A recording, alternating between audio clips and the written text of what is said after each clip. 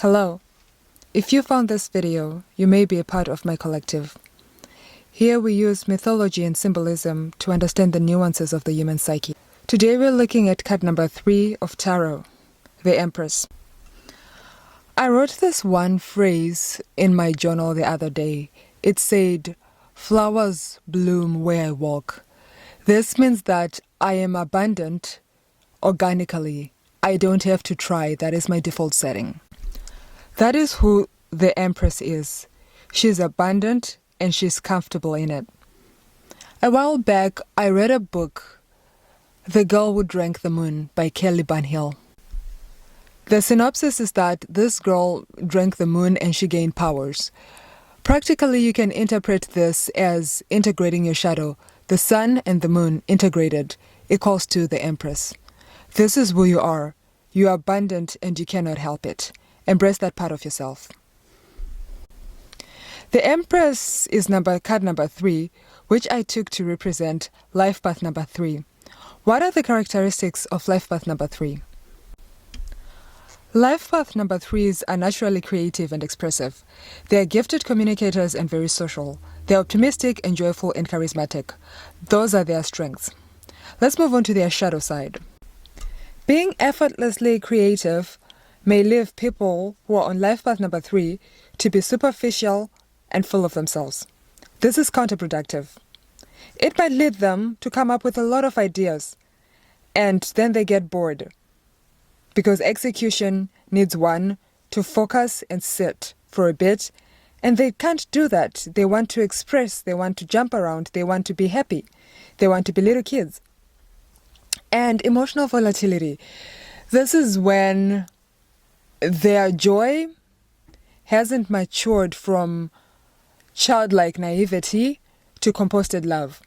So that's why you want to integrate the moon within the sun, the darkness in the light and the light in the darkness, so that you can be your full expression, the full spectrum of you, instead of just picking and choosing, because an extreme of either end, positive or negative, is too much. We need balance.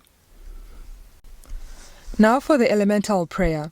I picked the color green because the Empress most closely resembles Venus, and the color of Venus symbolically is green.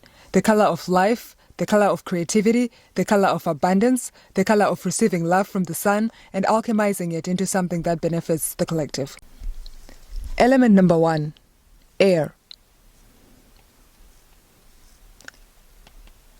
I think clearly. This addresses life path number 3's tendency to have too many ideas at once. Clarity of thought before expression is the discipline air asks of them.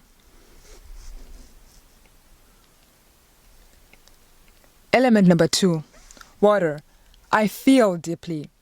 The 3 often schemes emotion with charm and humor. The clause asks them to descend, because the most resonant creative work comes from depth, not surface. Remember what we said about being superficial? It's easy to get caught up in your own greatness. Try to be cognizant of that. Element number 3. Fire. I act boldly. The bridge between feeling and form. For a life path number 3 person, the inspired impulse is rarely the problem. Committing to it is. You see, remember when we talked about volatility of emotion? This is where it comes in. Instead of having a sustained fire nested within a fire pit within the earth, usually a 3 is a spark and that's it. And sparks and flashes of lightning, you have to learn how to harness your power. So you have to nest your fire within the earth. I trust that what I create will root itself in the world. The most important line for me, number 3. I trust that what I create will root itself in the world. Manifestation, being held within the earth. This is important because that's where the idea becomes the finished book. The business becomes the offering. The word trust is intentional. Earth asks the number 3 to release control and let manifestation complete itself. So that is it for the day.